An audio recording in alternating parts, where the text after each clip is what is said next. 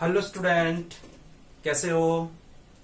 तो आज बेटा हम लोग जो क्लास ले रहे हैं ये हमारा करंट इलेक्ट्रिसिटी का लेक्चर नंबर 12 है।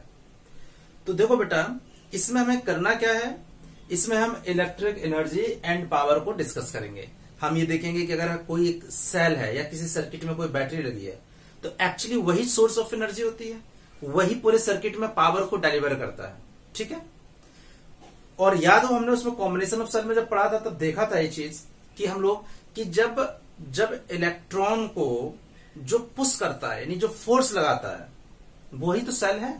सेल इज रिस्पॉन्सिबल, वही एक रिस्पॉन्सिबल आइडेंटिटी होती है जो कि पूरे सर्किट में करंट को कॉन्टिन्यूअस फ्लो करने देता है।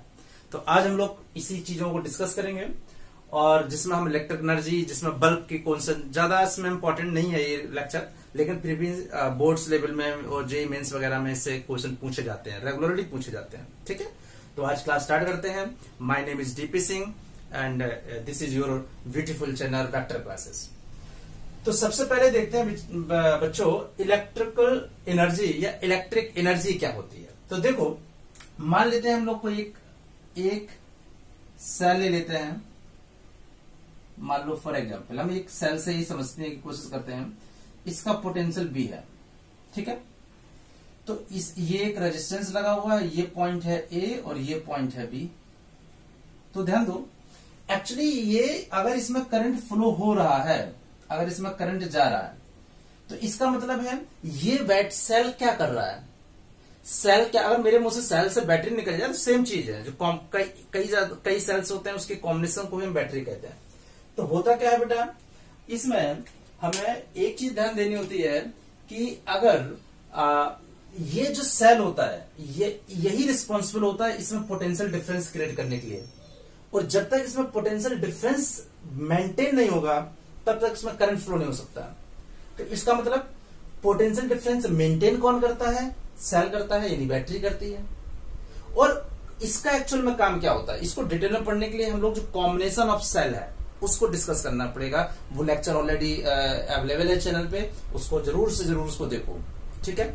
हमने बताया था कि ये क्या करता है, ये जैसे उस चार्ज पार्टिकल इसके पास आते हैं तो ये क्या करता है, उन चार्ज पार्टिकल को एनर्जी देता है और फिर वही एनर्जी लेके वो क्या करते हैं, वो चार्जेस उस पे जो के खर्च करने लगते हैं और फिर आके फिर तो इस सेल का काम क्या होता है, ये कॉन्टिन्यूसली एनर्जी देता रहता है उन चार्ज पार्टिकल को, ताकि सर्किट में करंट, चार्ज का फ्लो होता रहे, यानी करंट चलता रहे।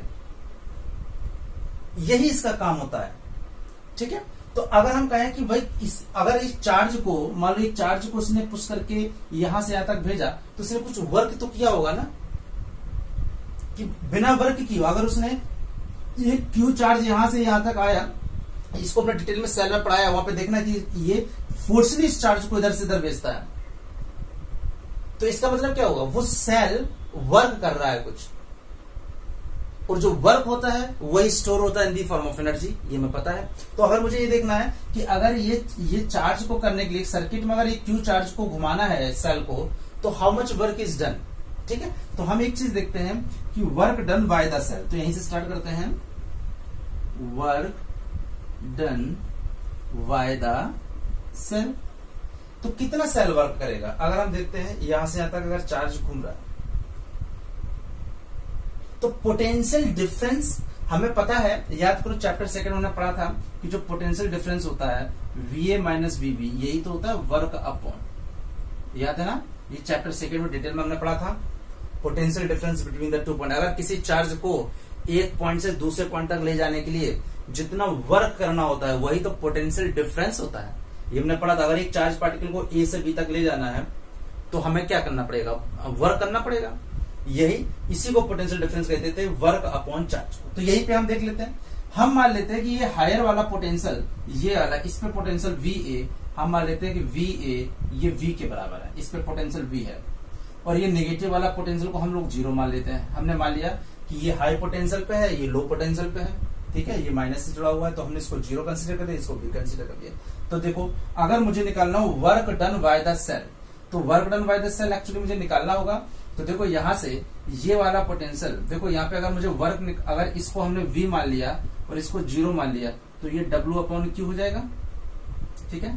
तो work done by the cell क्या हो जाएगा, VQ, V is equal to W/Q। तो ये जो वर्क हो जाएगा दैट इज क्या हो जाएगा, Q इंटू V। ये work done by the cell कहां से आया, ये समझ में आया, work done by the cell. तो ये work done by the cell आ गया बेटा, work done by the cell आ गया, ये आ गया QV। इसको हम लोग यानी हमने W सेल कह सकते हैं, दैट इज QV। यहां तक समझ में आ गया सबको। ये कैसे आया, वो यहां से आया।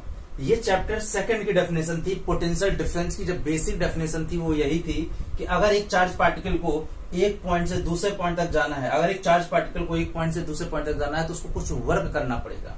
तो वो वर्क कौन करता है, सेल करता है। सेल ही तो उससे पुशिंग फोर्स लगाता है, ठीक है।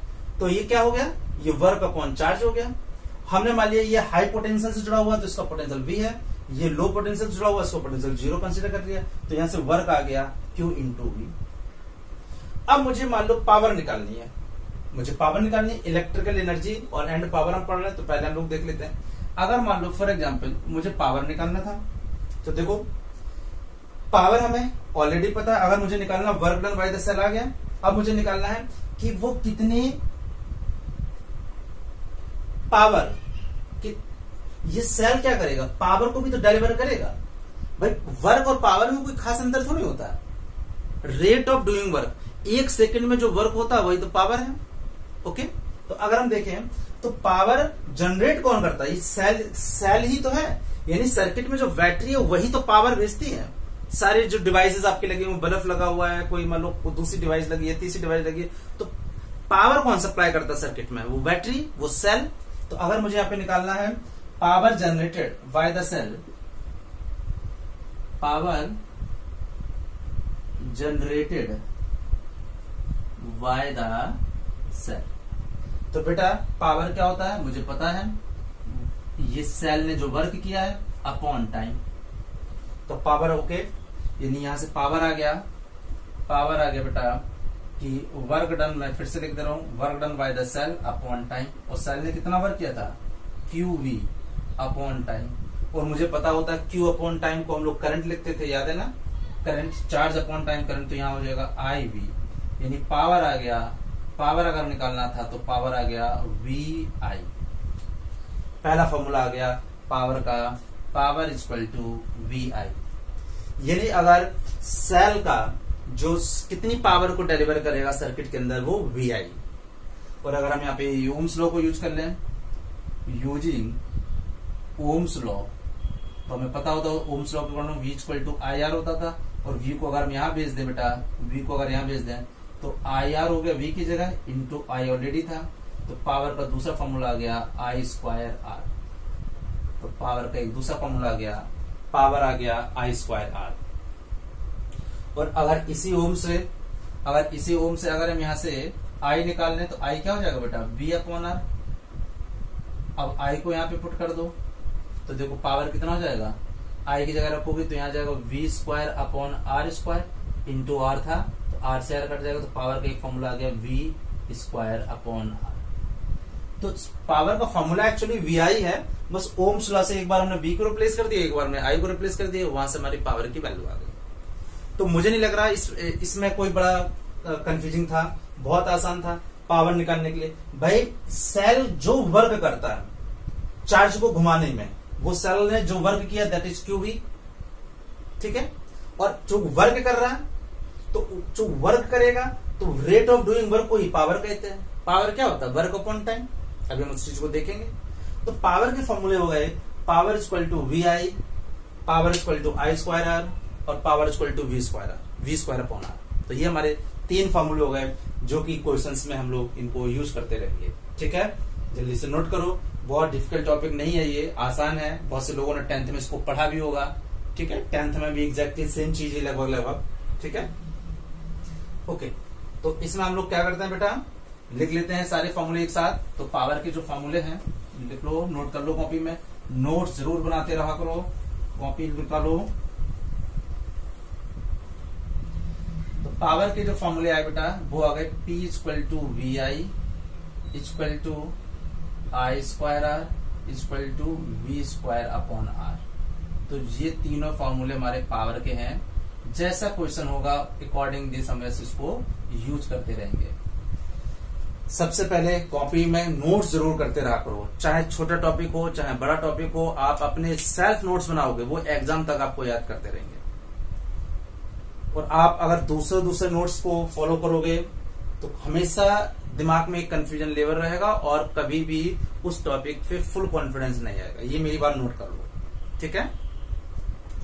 ओके, तो नोट कर लिया बेटा? गुड।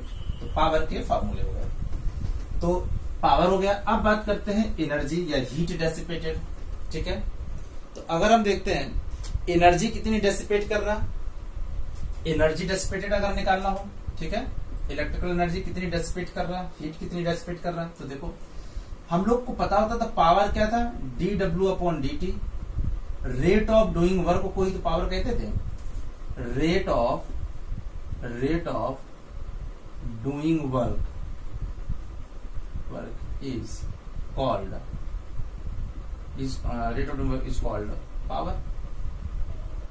इसलिए अगर हम इसकी ऐसा यूनिट की बात करें, अगर मैं पावर की ऐसा यूनिट की बात करूं तो देखो इसकी यूनिट वर्क की क्या होती है, जूल अपॉन क्या हो गया, सेकंड, तो जूल पर सेकंड हो गई। और इसी जूल पर सेकंड को हम क्या बोलते हैं, वॉट कहते हैं। इसी जूल पर सेकंड को बेटा हम क्या बोलते हैं, वॉट।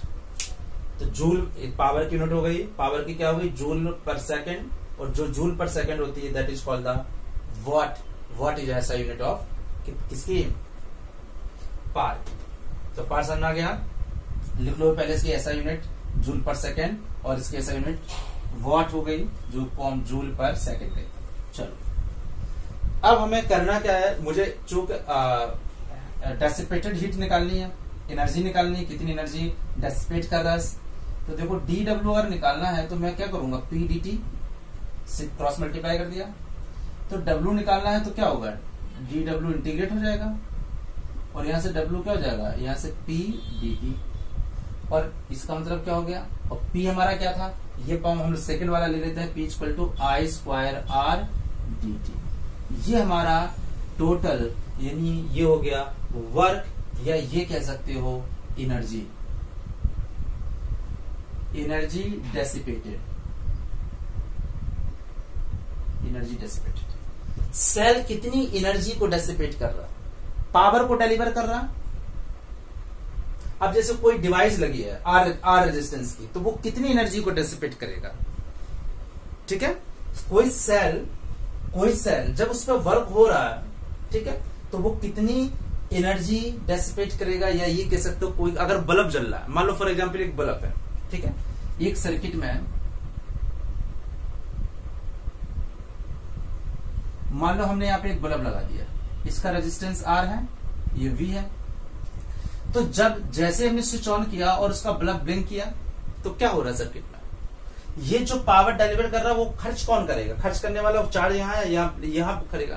तो ये कितनी हीट को डेसिपेट करेगा, ये बल्ब कितनी हीट को डेसिपेट करेगा, यही जो इलेक्ट्रिकल एनर्जी है, this is the electrical energy.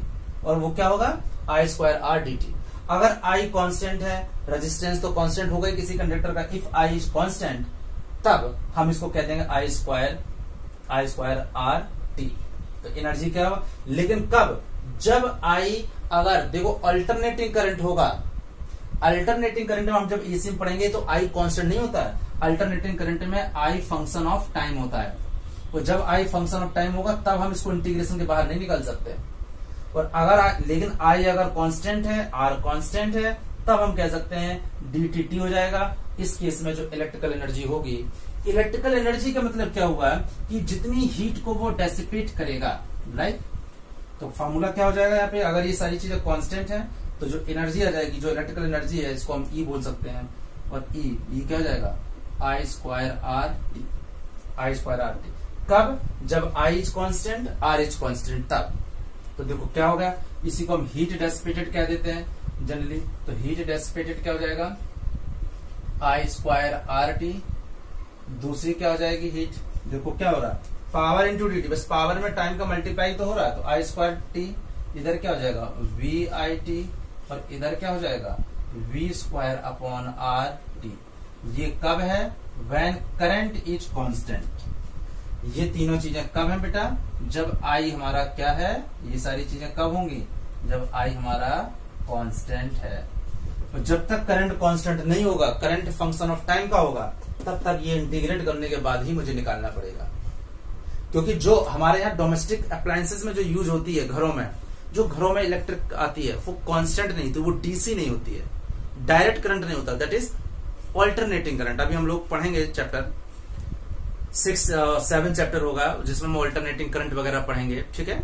Second last chapter होगा फर्स्ट बुक का, तो उसमें हम देखेंगे जो मेरा करंट होता है वो करंट, तभी तो ना जो तुमने देखा होगा ब्लिंक करती रहती लाइट को अगर ध्यान से देखो, लाइट डिम आ रही होगी तो उसका जो फिलामेंट है ब्लिंक करता है, मतलब ऑल्टरनेटिंग करंट टाइम का फंक्शन होता है। उस केस में इस आई को मैं बाहर नहीं निकाल सकता हूं। लेकिन अगर इन जनरल आई अगर हमारा कांस्टेंट है तो हम इस इंटीग्रेशन को आई आर दोनों बाहर आ जाएंगे, dt का t हो जाता है तो हो जाएगा आई स्क्वायर। अगर आई कांस्टेंट है, आई अगर कांस्टेंट है तो इलेक्ट्रिकल एनर्जी आ गई आई स्क्वायर आर और इंटीग्रेट हो जाएगा dt, तो dt क्या हो जाएगा बेटा आई स्क्वायर आर टी। तो ये मैंने लिख दिया आई स्क्वायर आर टी। ये कब होगा? जब आई कांस्टेंट है तब। जब तक आई कांस्टेंट नहीं होगा बेटा तब तक हम इसको इंटीग्रेट करना पड़ेगा। और ये सारी चीजें हम लोग कॉमन होगा, ये सब चीजें जब हम लोग ईसी पढ़ेंगे। ऑल्टरनेटिंग करंट एक अलग से चैप्टर है, फर्स्ट बुक का अच्छा चैप्टर है न्यूमेरिकल। उसमें हम लोग देखेंगे कि करंट भी हमारा टाइम का फंक्शन होता है और वोल्टेज भी हमारा टाइम का फंक्शन होता है। उस केस में हम ये चीज नहीं लिखेंगे, तब हमारा ये आई बाहर नहीं आएगा। लेकिन अगर अभी हम बात कर रहे हैं आई अगर कांस्टेंट है तो आई भी बाहर आ गया आई स्क्वायर और आर भी बाहर आ गया और dt हो गया t, तो फॉर्मूला हो गया आई स्क्वायर आर टी। तो हीट डेसिपेटेड कितनी हो गई आई स्क्वायर आर टी। अगर हम यहाँ पे vi ले लेते पावर की जगह तो vi t, अगर हम v स्क्वायर अपॉन आर ले लेते तो v square upon R into T. तो ये पावर हो गया और ये हीट आ गई। कोई बल्ब है, कोई इलेक्ट्रिक अप्लायंसेस है, वो कितनी हीट को डेसिपेट करेगा, वो आ गया I square R T vi t v square upon R T. तो यहाँ पे ये चीज बहुत ध्यान रखना पड़ेगा, ये कि ये इंटीग्रेशन होता है, ये हर समय ये ऐसा नहीं होगा, ये ध्यान रखना। ये फॉर्मूला 10th क्लास में तुम्हें पढ़ा दिया गया था, लेकिन वहां हर समय ऐसे ही होता था। यहाँ अगर करंट हमारा टाइम का फंक्शन होगा उस केस में हम ये फॉर्मूले नहीं लगाएंगे, तब मुझे यहाँ पे इंटीग्रेट करना पड़ेगा। ये समझ लेना, क्लियर हो बच्चों? ठीक है, तो ज्यादा इसमें थ्योरी का स्कोप नहीं है, बस 2 टॉपिक थे, इलेक्ट्रिक एनर्जी एंड पावर। अब हम लोग कुछ न्यूमेरिकल्स करते हैं और उनको हम लोग देखेंगे। और न्यूमेरिकल भी बड़ा आसान ही रहते हैं, ज्यादा डिफिकल्ट लेवल नहीं होता इनका। ओके बेटा, जल्दी से नोट करो, फटाफट जल्दी से नोट करो।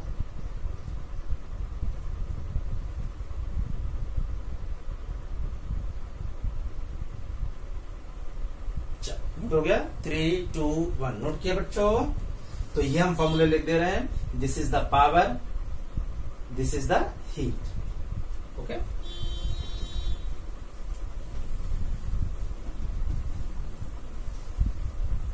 तुमने देखा होगा हीटिंग इफेक्ट, कोई भी बॉडी हीटिंग इफेक्ट क्यों देती है?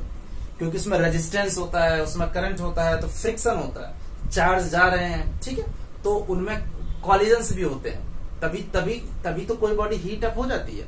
हम अगर मोबाइल का चार्जर लगाते हैं तो देखते हैं मोबाइल भी गर्म हो जाता है, चार्जर भी गर्म हो जाता है, जबकि वो काफी लो वोल्टेज के अप्लायंसेस है। फैन चलता है तो देखो, फैन बंद करके देखो गर्म हो जाता है। कोई भी इलेक्ट्रिक अप्लायंसेस हो गर्म होता ही होता है, इसी को हम हीटिंग इफेक्ट कहते हैं।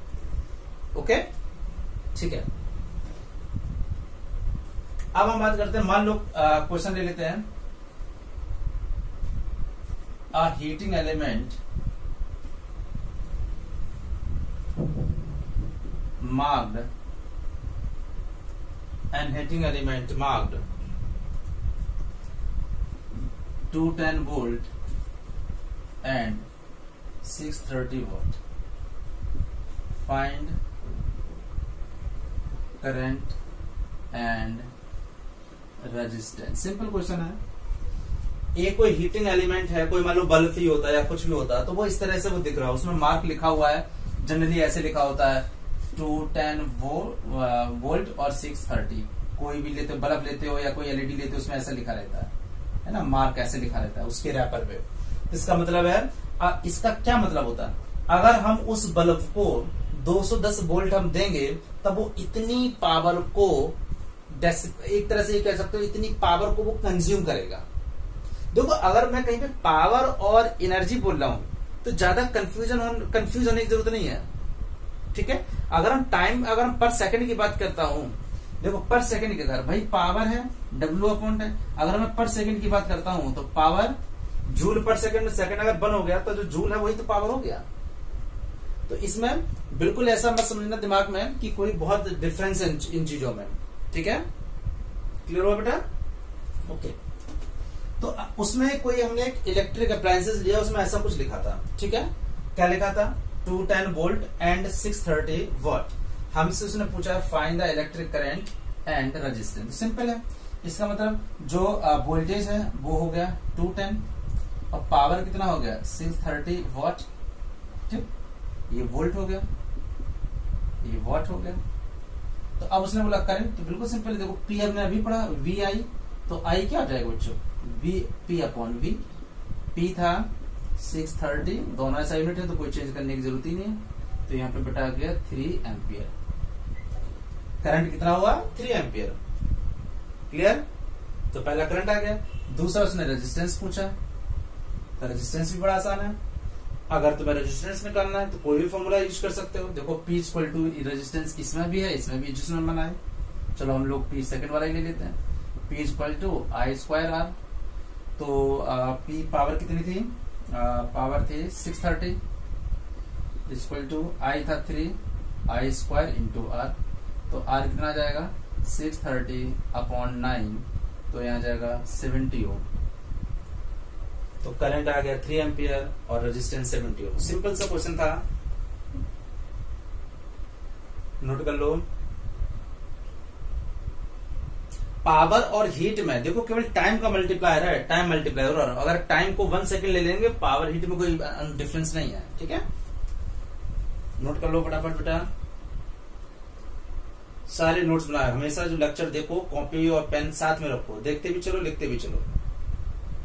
और मैथ के भी लेक्चर जो पढ़ रहे हैं उसमें फिजिक्स के लेक्चर हैं, सारे देखते रहो।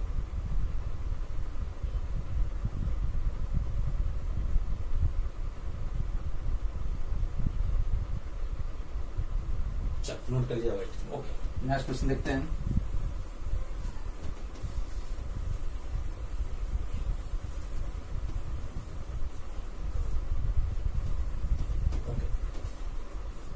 नेक्स्ट क्वेश्चन देखते हैं बेटा। A heater coil marked heater coil marked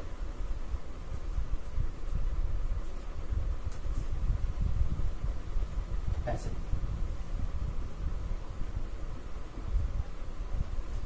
100 what 200 volt, ठीक है। उस कॉइल लिया, उसमें ऐसा कुछ लिखा था, it cut into 2 equal parts. It cut into 2 equal parts and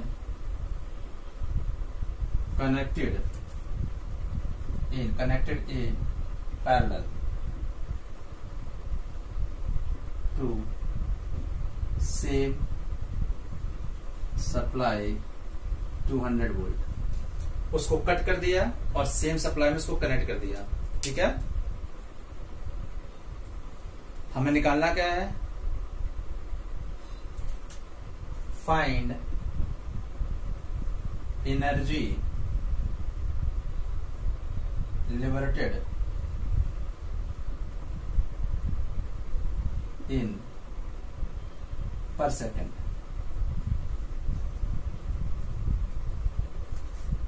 कितनी एनर्जी को लिबरेटेड कर रहा है, कितनी एनर्जी बाहर निकाल रहा है।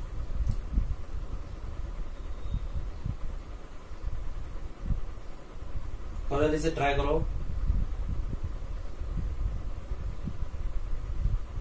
कितनी एनर्जी को लिबरेटेड कर रहा है, ठीक है, पर सेकंड में।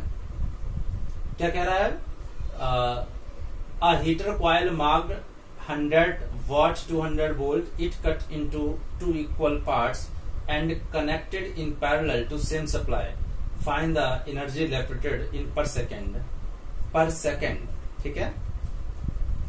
इन न्यू कॉम्बिनेशन, जब हमने पैरेलल लगा दिया है, इन न्यू कॉम्बिनेशन, अंडरस्टूड है? तो न्यू कॉम्बिनेशन, गॉट इट। चलो क्वेश्चन देखते हैं। देखो सबसे पहले क्या करते हैं बेटा, इसमें मार्क था उस कॉइल में, हीटिंग कॉइल में ऐसा ये मार्क था 100 वॉट था। इसका मतलब इसकी पावर क्या हो गई 100 वॉट, और इसका पोटेंशियल कितना हो गया 200 वोल्ट। Got it. तो हम पहले क्या करें, मुझे उस हीटिंग कॉइल का रेजिस्टेंस नहीं पता, क्योंकि अगर ये हीटिंग कॉइल होती, क्योंकि इसको उसने दो कट कर दिए, दो हिस्से में, तो जब लेंथ आधी हो गई तो रेजिस्टेंस भी तो आधा आधा हो जाएगा। रेजिस्टेंस एल के प्रोपोर्शनल होता है ना। तो हमने देखा जैसे मैंने इसको हाफ किया तो हो क्या रहा है। ओके, तो अब क्या करते हैं, पहले हम रेजिस्टेंस निकाल लेते हैं। तो पावर के में रेजिस्टेंस कौन सा है, पी और वी। तो ये काम कर सकते हैं, हमें रेजिस्टेंस निकालने के लिए पीवी। ओके, हम थर्ड वाला यूज कर लेते हैं। देखो ये थर्ड वाला, P equal to V square upon R. तो देखो यहाँ पे आ जाएगा P equal to V square upon R, या R करना होगा तो R आ जाएगा वी स्क्वायर अपॉन पी। तो देखो यहाँ से R क्या आ गया बच्चों, R आ जाएगा वी स्क्वायर। वी कितना था 200, तो 200 इंटू 200 अपॉन पी, पी कितना था 100, तो ये हो गया यानी 400। यानी उस जो हीटिंग कॉइल था, जो एक हीटर था, ठीक है, हीटिंग कॉइल कह दो या हीटर कह दो, तो उसका रेजिस्टेंस 400 आ गया। तो जब हमने इसके दो हिस्से कट किए तो ये तो 400 पूरा था, ठीक है, 400 ओम। लेकिन जैसे कट करके इसके दो हिस्से कर दिए तो एक हिस्सा ये हो गया, एक हिस्सा हो, तो रेजिस्टेंस भी आधा आधा हो जाएगा। इसका 200 ओम हो जाएगा और इसका भी 200 ओम हो जाएगा, क्योंकि हाफ हाफ हो गया ना, तो रेजिस्टेंस बढ़ जाएगा। ये हमने देखा था, क्योंकि रेजिस्टेंस लेंथ के प्रोपोर्शनल होता है।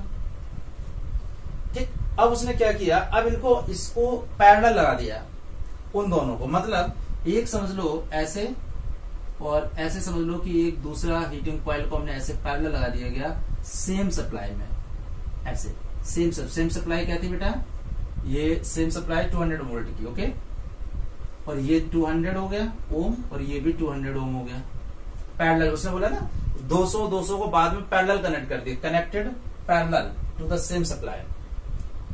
तो पैरेलल में हम इसका अब उसने पूछा है कि कितनी एनर्जी को लिबरेट कर रहा है इन पर सेकेंड। एनर्जी यानी हीट मतलब क्या, एनर्जी को लिबरेट कर रहा है। तो मुझे अब क्या करना पड़ेगा, इसका आर इक्विवेलेंट निकालना, क्योंकि नेटवर्क कितना एनर्जी को लिबरेट कर रहा है। तो अब मैं निकाल लेता हूं आर इक्विवेलेंट। तो आर इक्विवेलेंट पैरेलल में क्या होता था, 1/r plus 1/r, 1/r plus 1/r। तो देखो क्या हो जाएगा 1/200 प्लस 1/200, तो ये हो जाएगा 2/200। ये हो गया 1/100, तो ये 100 हो जाएगा। समझ में आ गया होगा आर इक्विवेलेंट। आर इक्विवेलेंट क्या था 1/, अगर मुझे निकालना होता 1/r डैश, तो 1/200, 1/200, तो 2/200, तो क्या हो जाएगा 1/100, तो 100। यानी इसकी आर इक्विवेलेंट आ गई क्या, आर इक्विवेलेंट आ गई 100, और वी क्या दिया था 200 वोल्ट, ये 100 ओम हो गया। ठीक है, अब बच्चों में क्या करना है, मुझे एनर्जी निकालनी पर सेकंड, यानी टाइम 1 हो गया। तो सीधे सीधे हीट निकाल दो, I स्क्वायर R आंसर आ जाएगा। सीधे सीधे क्या करनी है, सीधे सीधे हमें क्या कर देना है बेटा, हीट निकाल देनी थी। और हीट क्या थी, हीट थी H equal to I square R T। तो I स्क्वायर I, अच्छा I मैंने नहीं निकाला तो मैं I को टेंशन नहीं ले रहा हूं, ऐसा फॉर्मूला ले लेते हैं जो सारी चीजें मैंने निकाली होंगी। तो देखो यही वाला लगा देते, इसमें I नहीं आता, तो V square upon R, V पता है R पता है, ठीक है। हीट लगा देते हैं V square upon R into T. तो V स्क्वायर कितना हो गया, एनर्जी लिबरेटेड पर सेकेंड, क्योंकि पर सेकेंड उसने V हो गया हमारा 200, तो 200 इंटू 200, टाइम तो 1 ही था, और रेजिस्टेंस कितना था 100, 100 से 100 कट गया, 400 जूल पर सेकेंड। हीट कितनी निकाला, जूल कितनी हीट निकाल रहा है, सेकंड 1 हो गया, तो हम ये कह सकते हैं हीट जो निकाला एनर्जी, तो पर सेकंड 1 हो गया, तो सीधे सीधे 400 जूल की एनर्जी को वो डिलीवर कर रहा है। उसने बोला कितनी एनर्जी को वो डिलीवर करेगा, तो कितना आसान था। देखो पहले हीटिंग कॉइल को मार्क था 100 और 200 वोल्ट, तो 100 200 से हमने आर निकाल लिया, उसको हमने 2 कट कर दिया, तो इक्विवेलेंट रेजिस्टेंस निकाल के फिर हमने फाइनली हीट निकाल ली। टाइम 1 सेकंड था, तो फाइनल हीट आ गया, यानी एनर्जी आ गई। कितनी एनर्जी को डिलीवर करेगा वो, 400 जूल। तो नोट कर लो क्वेश्चन जल्दी से।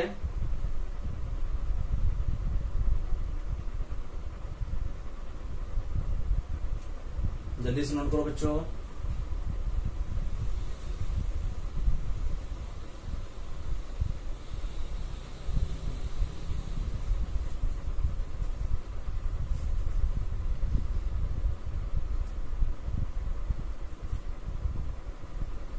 लिया होगा, नोट करते चलो। वही फॉर्मूले हैं सारे, एक्चुअली फॉर्मूला एक ही है, बस ओम्स लॉ से हमने इसको 1 को 3 बना दिया। फॉर्मूला यही था, यहाँ v equal to I R रखा तो ये बन गया, आई की जगह v अपॉन आर रखा तो ये बन गया। फॉर्मूला तो एक ही था, ठीक है। उसी फॉर्मूले को हमने मैनिपुलेट 2 जगह कर दिया। ओके, अब देखो ये क्वेश्चन कंपटीशन में आया हुआ है।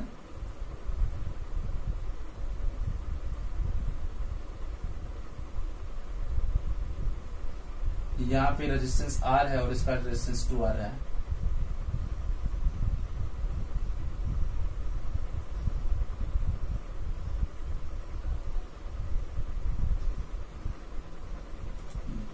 इसमें से करंट जा रहा, नोट कर लेना, इसमें से ऐसे करंट आई जा रहा। ओके, उसने पूछा है R और 2R, ये इसमें R and 2R the two register connected in parallel S on diagram, diagram से कनेक्टेड है। तुम्हें क्या निकालना है, हीट R और 2R में क्या होगा, the ratio of heat generated. Question क्या है, find the ratio of heat generated by R and 2R। तो मैं R और 2R में कितनी हीट जनरेट हो रही है। तो देखो बड़ा आसान क्वेश्चन है, देखो कैसे बच्चों, हीट निकालना है, टाइम उसने पर सेकंड बोला है तो टाइम बनी है। तो देखो अगर ये दोनों पैरेलली कनेक्टेड हैं, डायग्राम से पता चल रहा, ठीक, ये R और ये 2R ये पैरेलल कनेक्ट है। पैरेलल में पोटेंशियल दोनों सेम है, यानी R के क्रॉस में पोटेंशियल V है और 2R के क्रॉस में पोटेंशियल V है, क्योंकि दोनों के दोनों टर्मिनल बैटरी से ही जुड़े हुए हैं। इसका भी यही सेम चीज इसका भी हो रहा है, ठीक, तो इनके क्रॉस पोटेंशियल सेम है। ओके, तो I का हम चक्कर ही ना पालते हैं, सीधे सीधे तीसरा वाला समझो। मुझे पर सेकंड निकालना है तो कोई भी फॉर्मूला लगा दो, चलो मुझे हीट निकालनी है, चलो तो थर्ड लगा देते। थर्ड फर्स्ट सेकंड में करंट है, इसमें करंट होता ही नहीं, I है ही नहीं। तो हम क्या करते हैं, पहले वाले में हम हीट H1 निकाल लें, R एंड 2R। तो R वाले में देखते हैं, तो V square upon R into T, और दूसरे वाले में H2 क्या हो जाएगा, V स्क्वायर अपॉन 2R। देखो ना, V स्क्वायर अपॉन R।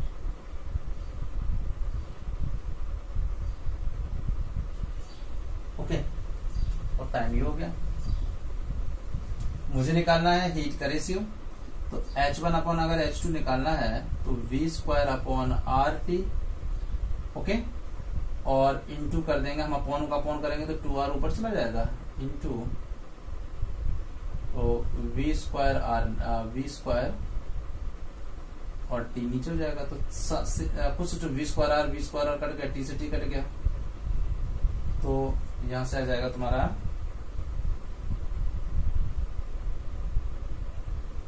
ये कैंसिल हो गया, आर से आर चला गया, टी से टी चला गया, बी स्क्वायर चला गया, तो 2/1 बनाया। तो आंसर कितना आ गया, रेशियो 2 रेशियो। क्वेश्चन कर लो, देखो हीट निकालनी थी, हीट हो गया V स्क्वायर अपॉन आर। जैसे सीधे सीधे समझ सकते थे, R और 2R अगर रजिस्टर लगे हुए हैं तो इसमें R और 2R, यानी ये एक्चुअली जो हीट होती है वो प्रोपोर्शनल है किसके, 1/R के। देखो V और T अगर कांस्टेंट है तो V कांस्टेंट थी, I टाइम कांस्टेंट, टाइम को 1 ले रही है एक्चुअली, तो यहाँ पे आ गया। तो हीट कितनी डेसिपेट हो रही है, 2:1। गॉट इट, देख लो जल्दी से। तो कितनी हीट डेसिपेट हो रही है, सीधे सीधे दोनों को डिवाइड कर दिया। बहुत से देख के लग रहा था V square upon R cut रहा है, टी से टी कैंसिल हो रहा है, तो 1/2 अपॉन में है, तो 2 ऊपर चला गया, 2:1 आंसर आ गया। तो ये सब सिंपल क्वेश्चंस हैं, ठीक है, जल्दी जल्दी कर लो।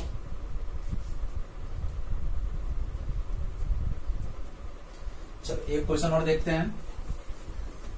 ऐसा क्वेश्चन एक एनसीईआरटी में दिया हुआ है, तो उससे थोड़ा सा ठीक है क्वेश्चन। देखो क्वेश्चन क्या कह रहा है कि 2 सेल्स हैं, ठीक है, और उनके इंटरनल रेजिस्टेंस दिए हुए हैं। एक सेल और सब में उनके ईएमएफ भी सेम है,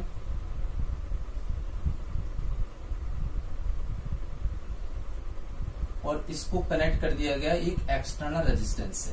ध्यान देना, तो क्वेश्चन क्या है, there are the two cell having the EMF E and resistance, ठीक है, दे आर कनेक्टेड। अब देखो यहां से करंट गया, यहां से करंट गया, फाइनल करंट यहां से गया होगा, राइट, और उतने करंट यहां से मिलके फिर अलग हो गया। ओके, तो क्वेश्चन समझ में आ गया कि दो सेल हैं, दोनों के ईएमएफ ई है, इधर रेजिस्टेंस आर है, इधर रेजिस्टेंस है, निकालना क्या है, find resistance, the value of resistance, values of resistance such that maximum power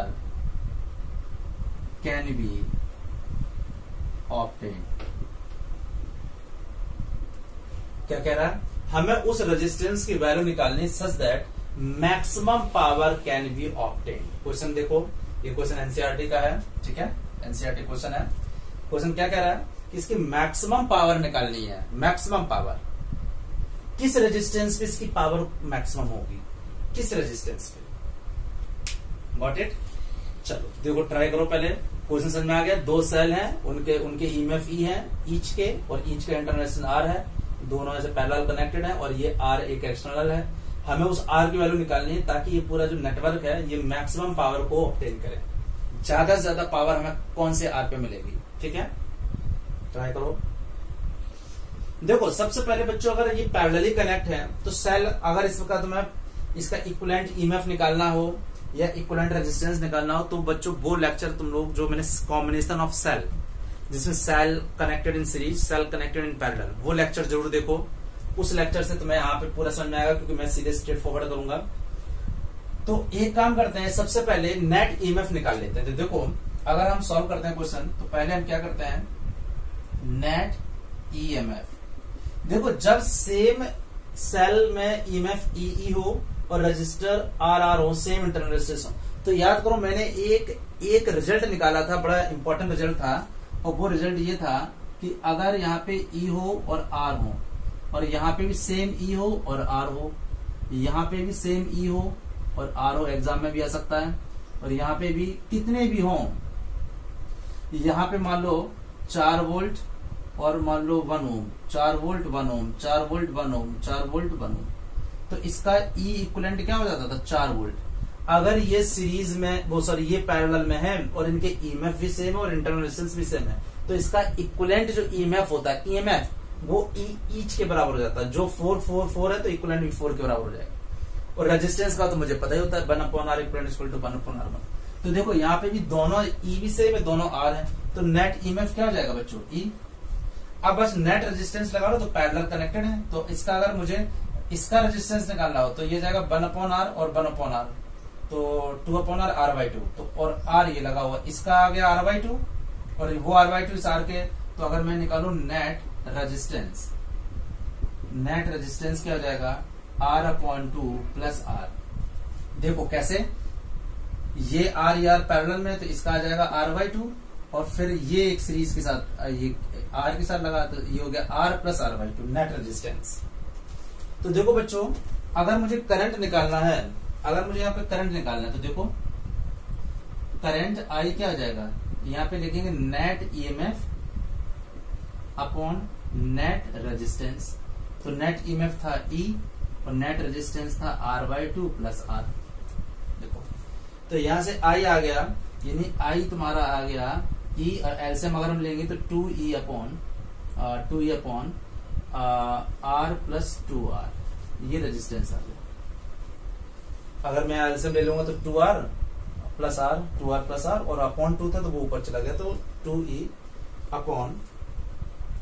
upon आ गया ये। ओके, अब हम निकालते हैं, ये करंट आ गया, अब निकालते हैं पावर डेसिपेटेड इन रेजिस्टेंस। देखो पावर डेसिपेटेड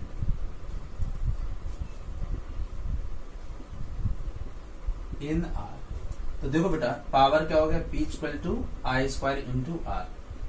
I कितना था, I था 2E अपॉन R प्लस 2R।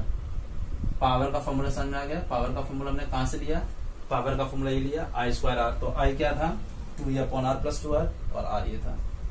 तो देखो ये आ गया P इक्वल टू 4E²/r+2r का whole square, okay, into r। अब बच्चों ध्यान क्या रखना है, ध्यान ये रखना है कि मुझे मैक्सिमम पावर निकालनी है। तो मैक्सिमम पावर तब होगी जब ये डिनोमिनेटर मिनिमम होगा। और डिनोमिनेटर मिनिमम कैसे कब होगा? डिनोमिनेटर अभी तो केस में मिनिमम हो नहीं सकता, क्यों? क्योंकि यहाँ प्लस है। तो हम एक काम करते हैं, इसको आइडेंटिटी हम माइनस में कन्वर्ट करते हैं। देखो एक चीज तुम्हें पता होती है, कहीं a+b का होल स्क्वायर लिखा हुआ है तो ये होता है ये बराबर होता है a-b का होल स्क्वायर, और माइनस है तो +4ab। तो यही काम हम यहाँ पे करते हैं। तो देखो क्या हो जाएगा, 4E²/r-2r का होल स्क्वायर, अब 2ab, तो देखो 2 अब यहाँ पे हमें 4 लेना होता है तो 4ab, तो 4 2 8, तो यहाँ जाएगा 8r। ओके, ये सब ना गए नीचे, और डिनोमिनेटर में ऑलरेडी r तो पहले से ही था। तो देखो ये हमारी पावर आ गई। अब देखो पावर, ये मैक्सिमम पावर कब होगी? जब ये मिनिमम हो जाएगा। देखो ये मैक्सिमम तब होगी जब डिनोमिनेटर क्या हो जाएगा, मिनिमम, और डिनोमिनेटर मिनिमम क्या होगा, जब होल स्क्वायर क्या हो जाएगा, 0। अब हो जाएगा। देखो अभी ये 0 नहीं हो रहा था क्योंकि पॉजिटिव था, जैसे इसको नेगेटिव में हमने किया अब ये 0 हो जाएगा। और ये 0 कैसे हो जाएगा, r-2r, ये इक्वल हो सकता है। तो देखो अगर मुझे निकालना हो बेटा फॉर मैक्सिमम पावर, तो देखो फॉर मैक्सिमम पावर, तो देखो मैक्सिमम पावर के लिए क्या हो रहा है, मैक्सिमम पावर के लिए r-2r 0 हो जाएगा। इसका मतलब कैपिटल R किसके बराबर हो गया, r/2 के। मैक्सिमम पावर, अब देखो नेगेटिव है तो अब ये टर्म 0 हो सकता है, होल स्क्वायर। तो देखो अब हम पहली बात तो मैक्सिमम पावर निकालें, तो देखो क्या हो जाएगी, 4E² ये तो 0 हो गया पूरा टर्म, और इधर हो जाएगा 8r, और कैपिटल R क्या था, r/2, और इधर भी r था तो ये भी क्या हो गया, r/2। एनीवे तो देखो ये हो गया 2 4 से 4 कट गया, ओके।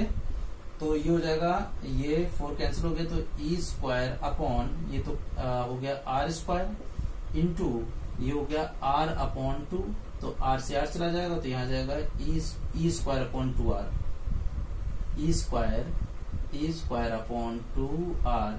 ये आ गई मैक्सिमम पावर। तुमसे अगर पूछे कि मैक्सिमम पावर r में कितनी डेसिपेट होगी, तो मैक्सिमम पावर हो गई Pi², और I मैंने पहले निकाला था, वहां से आ गए। बस यहाँ ध्यान देना, यहाँ पे जब मैक्सिमम P तब होगा जब डिनोमिनेटर मिनिमम होगा। डिनोमिनेटर मिनिमम क्या होगा, जब ये स्क्वायर वाला टर्म 0 हो जाएगा। और जैसे स्क्वायर वाला टर्म को 0 किया तो कैपिटल R आ गया स्मॉल r/2, उसको मैंने पुट कर दिया, मैक्सिमम पावर आ गई। और मैक्सिमम पावर किस R पे आएगी, तुमसे पूछा जाएगा कि व्हाट वैल्यू ऑफ रेजिस्टेंस, तो मैक्सिमम वैल्यू, वो रेजिस्टेंस की वैल्यू क्या होगी, वो r/2 है। यानी ये जो R है वो जब r/2 के बराबर हो जाएगी उस समय ये पावर मैक्सिमम पावर को डेसिपेट करेगा, और वो मैक्सिमम पावर होगी क्या, E²/2r। तो ये क्वेश्चन तुम्हारा एक एनसीईआरटी का था, अच्छा क्वेश्चन था, ठीक है बच्चों। तो ये सिंपल से टॉपिक थे इलेक्ट्रिकल एनर्जी एंड पावर का, बहुत ज्यादा इसमें थ्योरी में कोई ज्यादा डिटेल नहीं थी। तो आज की क्लास को हम लोग स्टॉप करते हैं, इसको सारे नोट्स अच्छे से बनाओ, ठीक है। तो all the best, take care, good luck.